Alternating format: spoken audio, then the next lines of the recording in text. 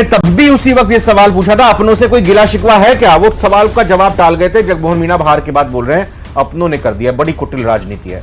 अपने तो बीजेपी के ही हुए, क्यों हरवा दिया? जनता जनार्दन का जो भी मैंडेट होता है वो हमारे को स्वीकार्य है। जनता फैसला करती है, जनता माई बाप है। और शुरू से ही जिस सीट के ऊपर नेट टू नेट चल रहा था, लास्ट के अंदर जो जनता ने फैसला किया। जगमोहन मीणा जी का यह आरोप कि अपनों ने ही ये सा काम किया है, कभी सूर्य उदय होता है, कभी सूर्य अस्त होता है।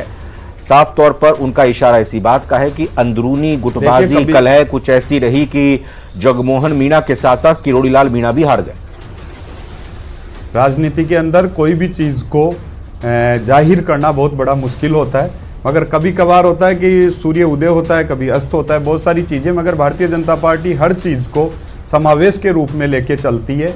जनता का जो फैसला हमें स्वीकार है, मगर मैं बधाई देता हूं। जनता पर आकर ठीक नहीं बोल रहे हैं ना, वो ये कह रहे हैं कि अब आप अपने ही बेवफा हो जाए तो क्या कीजिएगा?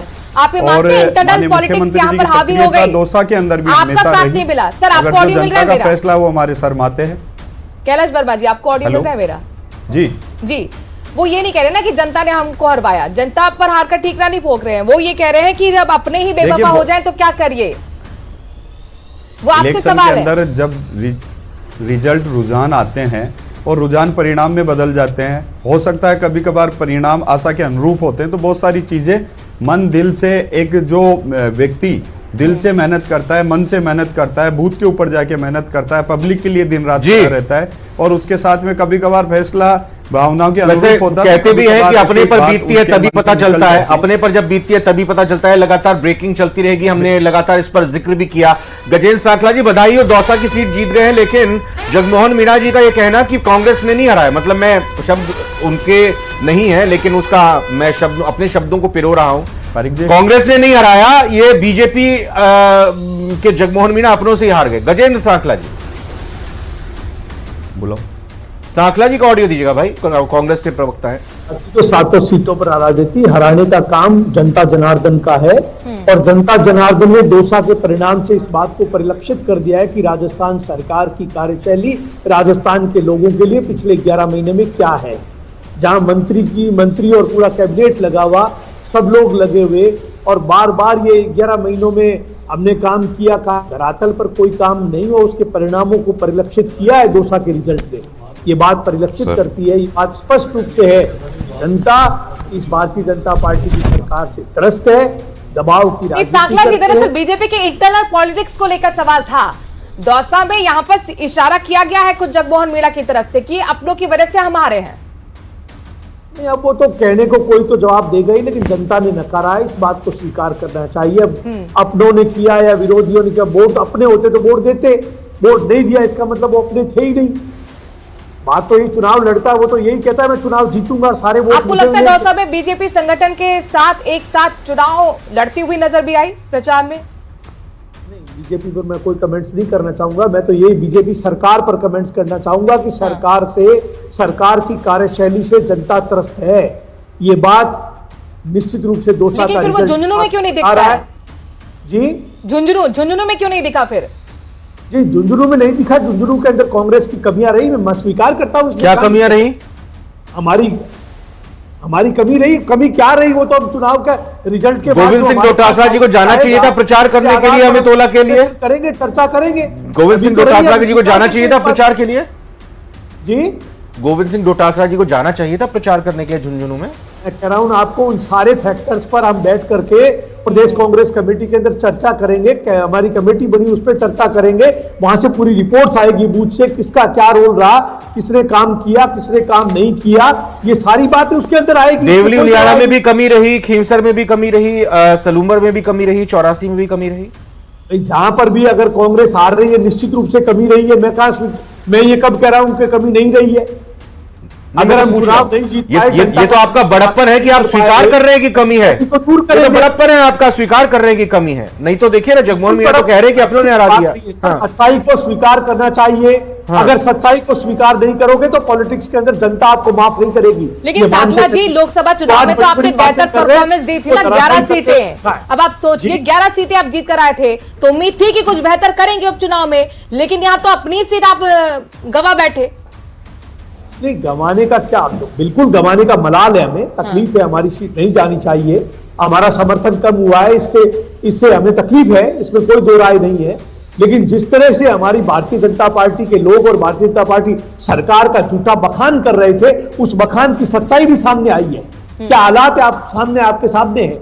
लेकिन आपको नहीं लगता कि आपको समीकरण में भी थोड़ा काम करना चाहिए था? अब देख लीजिए, देवली उनियारा में नरेश मीणा दूसरे नंबर पर रहे हैं, ये बागी थे, आप अगर इन्हें मैनेज करते इनके बागी तेवर तो शायद जीत आपकी होती। नहीं, वो जो कमियां रही उस पर हम चर्चा, हम तो कह रहे हैं अब आपको, हम तो अपनी बात को स्वीकार कर रहे हैं। मैं बात कर रहा हूं जो बड़ी बड़ी बातें करके जनता को कह रहे थे, अच्छा हमने सत्ता का अच्छा 11 महीने में खूब काम किया, जनता के बीच में गए हैं, कैबिनेट मंत्री को गत्ता दिखा दिया, पूरा कैबिनेट लगा हुआ, वहां पर आकर के सरकार की तो साख उस सीट पर तो विशेष तौर से दौसा पर तो साख बनी हुई थी, क्योंकि किरोड़ीलाल मीणा ने अड़ करके और वो सीट लेकर के आए थे। तो आप समझ लीजिए जनता की क्या स्थिति है और इस सरकार की जनता के बीच में क्या। ये किरोड़ीलाल मीणा की हार है या फिर सरकार की हार है? अगर आप दौसा की बात कर रहे हैं तो फिर बिल्कुल दौसा के अंदर राजस्थान सरकार की हार है, किरोड़ीलाल मीणा की हार तो है ही है, पर राजस्थान सरकार की इसमें बड़ी हार है, क्योंकि सरकार के द्वारा किए गए काम जो जनता के लिए नहीं किए, केवल झूठी बातें की गई और केवल लोगों को बरगलाया गया। लॉ एंड ऑर्डर आज कंट्रोल में नहीं है। आज देखिए कानून व्यवस्था चौपट हो चुकी है, आर्थिक स्थिति चरमरा गई है। 1 अप्रैल से लेकर के अभी तक पंचायत राज और हमारे नगर पालिका नगर परिषदों का 1 रुपए का फंड जारी नहीं किया, 1 रुपए का फंड। और ये कहते हैं डबल इंजन की सरकार है, केंद्र में सरकार है, राजस्थान में सरकार। इनको पूछो, विकास की सबसे बड़ी जो कड़ी है पंचायत राज, उसमें हमारी जिला परिषदें। 1 भी रुपए का फंड आपने 1 अप्रैल के बाद में अगर दिया है, जिम्मेदारी चैनल पर बैठा हूं और प्रभावी तरीके से बात को रख रहा हूं, झूठ बोलने की जरूरत नहीं, सच्चाई पूछिए कि 1 भी रुपए का फंड आपने जारी किया 1 अप्रैल के बाद, आज 10 महीने गुजर चुके हैं। मैं बीजेपी के मेहमान हमारे साथ जुड़े हैं, नया पैनल हमारे साथ जुड़ा है, सांखला साहब जो जवाब चाह रहे हैं, बरगलाने की कोशिश करते हैं। कैलाश वर्मा जी बताइए साहब, की बात को हम स्वीकार नहीं करेंगे। बीजेपी को जवाब दे जी। 1 अप्रैल के बाद कोई भी पैसा रिलीज नहीं किया गया है। नहीं किया है, मैं जिम्मेदारी अरे जवाब तो सुन लीजिए। हाँ, किसी ने किया है, जवाब दे रहे हैं। बीजेपी के प्रवक्ता मौजूद है, सर जवाब दीजिएगा। उन्होंने केवल डबल इंजन की सरकार करके जनता की आंखों में धूल चौकी है और उस धूल का जवाब इस चुनाव का अभी रामगढ़ ठहरिए आप, रामगढ़ का रिजल्ट भी आ रहा है। रामगढ़ का रिजल्ट अभी तो खैर पीछे हैं आप, अभी रामगढ़ में कांग्रेस पीछे। हाँ, मैं समझता हूं कि माननीय सांखला साहब की बौखलाहट और घबराहट इस बात सीधा प्रतीक है कि राजस्थान में भारतीय जनता पार्टी की सरकार ने जिस प्रकार से क्रमबद्ध तरीके से राजस्थान के विकास के लिए काम किया और जनता ने 4 से अधिक सीटों पर भारतीय जनता पार्टी के लिए बजट की आवश्यकता होती है। सर बजट 1 रुपया भी जारी किया आपने 1 अप्रैल के बाद, 1 अप्रैल के बाद आपने पूरा बोलने पूरा परिषद को जारी किया है। तो आप समझते नहीं है, जानते नहीं है। जब आप अपना जवाब दे रहे थे, हम आपसे सवाल कर रहे थे, कोई भी मेहमान नहीं बोल रहा था बीच में, इसलिए हम भी सब आपसे गुजारिश करते हैं और हम मानते हैं गुजारिश को स्वीकार करेंगे। जरा जवाब देने दीजिए। और मैं ये चाह रहा हूं कि जो सांखला जी ने सवाल किया कि भाई 1 अप्रैल के बाद नगर निकायों को पैसा रिलीज नहीं किया गया है, वो ऑथेंटिक वे कह रहे हैं, दावे के साथ कह रहे हैं, क्या वाकई ऐसा है क्या? इससे पहले तो मैं उनकी बात का जवाब बाद में दूंगा। पहले मैं इस राजस्थान की जनता ने समावेशी रूप से जिस प्रकार से भारतीय जनता पार्टी को आज राजस्थान के अंदर कांग्रेस से कहीं ऊपर रखकर ये साबित करते हैं कि भारतीय जनता पार्टी सरकार माननीय भजनलाल सरकार राजस्थान के विकास के नया में स्थापित कर रही है। उन्हें साबित कर दिया राजस्थान जनता ने, जिस प्रकार से राजस्थान के यशस्वी मुख्यमंत्री 15 को शपथ ग्रहण के बाद 16 को एसआईटी गठन कर युवाओं के लिए संघर्षरत होते हैं और पेपर लीक माफिया कड़ी कार्रवाई करते हैं। ईआरसीपी का गठन हो या किसानों को किसान निधि देने का काम किया हो या सड़क स्वास्थ्य और शिक्षा की बात राजस्थान मुख्यमंत्री ने की हो या पेट्रोल डीजल पर बेट घटाने का काम किया, उन सभी चीज़ों जनता ने स्वीकार किया है। मैं माननीय सांखला साहब को सुन रहा था, जब माननीय सांखला साहब एक दौसा की सीट को लेकर राजस्थान सरकार की हार बता रहे थे। यदि राजस्थान सरकार की एक सीट को लेकर हार है तो जो 4 सीटें राजस्थान में भारतीय जनता पार्टी जीत रही है वह किसकी जीत है? बता दें सांखला साहब। निश्चित रूप से हार जीत का मैं जीवन का खेल खिलाड़ी जगमोहन मीणा का पहला रिएक्शन राजस्थान पर आ गया है। सुन लीजिए ना आप, मेरा आपसे सवाल है, जगमोहन मीणा का पहला रिएक्शन आ गया है हार के बाद। उन्होंने कहा कि अब अपने ही बेवफा हो जाए तो क्या कीजिएगा, इशारा आप ही की तरफ है। देखिए अपने बेवफा हो जाए ये कि प्रत्याशी का जब हार के बाद पर्यवेक्षण हो सकता है, इसमें इसकी जिस प्रकार से कोई शिकायत सामने आएगी तो उस पर कार्रवाई होगी और सरकार अपनी ओर से सीट पर समीक्षा बैठक भी करेगी और सरकार देखेगी इस सीट पर हारने क्या कारण रहे। लेकिन ये माननीय सांगला जिस प्रकार कहते हैं सरकार हार गई, करुणालाल मीणा हार गए, करुणालाल मीणा का संघर्ष ये राजस्थान की जनता जानती है। जिस व्यक्ति ने राजस्थान के बीहड़ में जाकर डाकू को संपर्क कराने का काम किया हो, जिस व्यक्ति ने राजस्थान के सवामाधोपुर की बंद मिल के लिए संघर्ष किया हो, जो आदमी राजस्थान संघर्ष का प्रतीक बन गया हो, इस व्यक्ति की हार हो नहीं सकती। इसी तौर पर यदि आज की बात करो तो हो सकता है दौसा लोकसभा सीट किरोड़ीलाल मीणा जब नहीं जिता पाए तो उन्होंने कहा मैं इस्तीफा देने जा रहा हूं, और अब जब उपचुनाव में अपने भाई को विधानसभा चुनाव नहीं जिता पाए तो क्या इस्तीफा स्वीकार होगा उनका? देखिए, ये तो करुणालाल मीणा का व्यक्तिगत मामला है, इस पर नहीं, वो इस्तीफा दे चुके हैं ना, मैं इस्तीफा स्वीकार होना चाहिए क्या? देखिए, ये राजस्थान मुख्यमंत्री इस पर जवाब देंगे। राजस्थान मुख्यमंत्री स्वीकार होना चाहिए क्या? होना चाहिए क्षेत्र है, इसमें पक्ष भारतीय जनता पार्टी होना चाहिएगा। बीजेपी कैसा मानती है? ये मेरा व्यक्तिगत रूप से इस बारे में कोई आकलन नहीं है, पार्टी के नहीं होना चाहिए। ये मान लिए दोनों के बीच का भाई उन्होंने अपने भाई के टिकट मांगा, राजस्थान के वो जिता नहीं पाए, पार्टी को हरा दिया। पार्टी अगर मानिए ना, देखिए अभी 4 सीट आप मानकर चल रहे हैं, अगर दौसा जीत जाए तो 5 होती, 7 में से 5 निश्चित रूप से होती। अब वो उन्होंने हरवा दिया चुनाव, लेकिन जितवा नहीं पाए। 1 या 2 चुनाव हार जाए या उसे यदि उसकी कॉन्स्टिट्यूंसी वो जिम्मेदारी लेते हो तो महान व्यक्ति होता है जो अपनी जिम्मेदारी का एहसास करता है। उनके महानता को नतमस्तक हूं और मैं मानना कि माननीय करुणालाल मीणा को मंत्री रहते हुए राजस्थान की जनता की सेवा करनी चाहिए, व्यक्तिगत रूप से मेरा ऐसा मानना है। लक्ष्मीकांत पारिक जी, ठीक है, एक मिनट मोहतरमा सुन ले प्लीज, मुझे सुन ले। मैं इसी तरह मानना कि भारतीय जनता पार्टी में हार और जीत का श्रेय किसी एक अकेले आदमी का नहीं होता, हार का ठीकरा किसी एक आदमी व्यक्ति नहीं होता। तो यानी आप भारतीय जनता पार्टी सामूहिक नेतृत्व पर चुनाव लड़ती है, जगमोहन मीणा जी झूठ बोल रहे हैं, सामूहिक नेतृत्व पर चुनाव लड़ती है भारतीय जनता पार्टी। जगमोहन मीणा जी झूठ बोल रहे हैं। लक्ष्मीकांत पारिक जी, आप ये कह रहे हैं कि जगमोहन मीणा जी झूठ बोल रहे हैं? मैंने अभी इस बारे में कोई टिप्पणी नहीं की। मैंने सीधे तौर पर कहा है कि जगमोहन जी मीणा का पर्यवेक्षण किसी हारी हुए प्रत्याशी का रिएक्शन हो सकता है, लेकिन इस पर समीक्षा की आवश्यकता है। भारतीय जनता पार्टी बैठकर समीक्षा करेगी, समीक्षा के बाद जो भी होगा आप सबके सामने होगा। और लेकिन मैं सीधे तौर पर यह कहता हूं कि माननीय करुणालाल जी मीणा यदि हार की जिम्मेदारी लेते हुए अपने पद से उन्होंने इस्तीफा दिया तो एक महान व्यक्तित्व के एक धनी है जो अपने हार के लिए अपनी जिम्मेदारी ली। लेकिन भारतीय जनता पार्टी का नेतृत्व, मुख्यमंत्री नेतृत्व भी महान व्यक्तित्व का धनी है जिन्होंने व्यक्तिगत रूप से किसी हार को व्यक्तिगत कारण नहीं माना। उन्होंने कहा सामूहिक नेतृत्व की हार है और सामूहिक नेतृत्व हारा हो सकता है, लेकिन इस प्रकार से किसी व्यक्ति विशेष के ऊपर कहते हैं कि इसके कारण सीट आ गई, ये भारतीय जनता पार्टी कल्चर बिल्कुल भी नहीं है। अब ये कांग्रेस तय करे कि वो 4 सीट गोडवा साजी कारण हारी, सचिव पार्टी कारण हारी, या माननीय जूरी साहब कारण हारी, या कांग्रेस के माननीय गयो साहब कारण हारी। अब कांग्रेस की तो जातिवाद की राजनीति जाट, गुर्जर, माली और एससी में बटी हुई है, उनका नेतृत्व बटा हुआ है।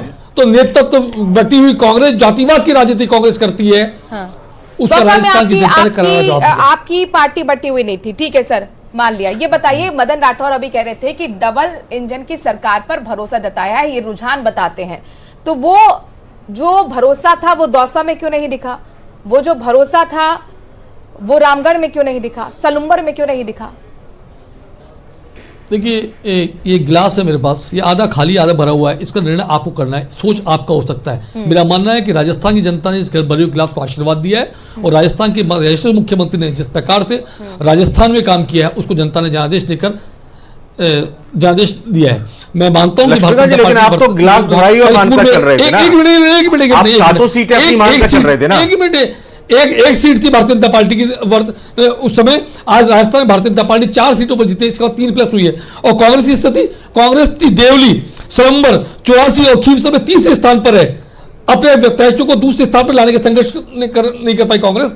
तो जो कांग्रेस 4 सीटों पर जीती हुई, और वो ठीक है, ओके लक्ष्मीकांत जी, जो बीएपी आपकी सीट जीतने में कामयाब हुई, अपनी सीट बरकरार रखने में कामयाब रही, उनसे प्रवक्ता हमारे साथ प्रोफेसर जितेंद्र मीणा जुड़ चुके हैं। प्रोफेसर साहब बधाई हो पहले तो आपको। जितेंद्र मीणा जी सुन रहे हैं जी, बधाई हो। जी बहुत बहुत शुक्रिया। और अभी देखिए, अभी सलुम्बर का अंतिम राउंड आना बाकी है, तो हमें थोड़ा सा और वेट करना चाहिए क्योंकि वहाँ जो फाइट है वो नेक टू नेक फाइट है। हालांकि 84 की सीट हम लोग जीत चुके हैं लगभग 23,000 वोटों से, और सलुम्बर में भी हम लोग उस दिशा में आगे बढ़ रहे हैं, लेकिन उसका इंतजार करते हैं। लेकिन देखिए, ये पूरा का पूरा जो चुनाव है, इस चुनाव को अगर हम लोग देखें तो ये सरकार के जो 10 महीने का कार्यकाल था उसका टेस्ट था, और उस टेस्ट में सरकार कंप्लीटली फेल रही। भले ही हमारे साथी बता रहे थे कि 4 सीटों पर बीजेपी जीत रही है, लेकिन उससे ज्यादा जरूरी यह है कि जिस तरीके की स्थितियां रही है उन चारों सीटों पर भी आप देख लीजिए, तो इस बात को वो इंगित करता है कि सरकार वहां कंप्लीटली फेल रही। बिल्कुल, ये लक्ष्मीकांत पारिक जी से सवाल लगातार हो रहा है, विश्लेषण हार और जीत का चल रहा है, लेकिन जितेंद्र मीणा जी आज आप स्टार परफॉर्मर हैं, 2 प्रत्याशी आपने उतारे और दोनों सीट पर आप लीड कर रहे हैं। ऑलमोस्ट आप यहाँ 84 में तो जीत ही गए हैं, सलूम्बर में भी हम इंतजार कर रहे हैं। आपको एक्सपेक्ट था कि दोनों ही जीत जाएंगे? ये लग रहा था संघर्ष है? जी नहीं, देखो दोनों सीटों पर जीतने की हमें पूरी उम्मीद थी और अभी भी हम लोग दोनों सीटों पर जीतने की उम्मीद है।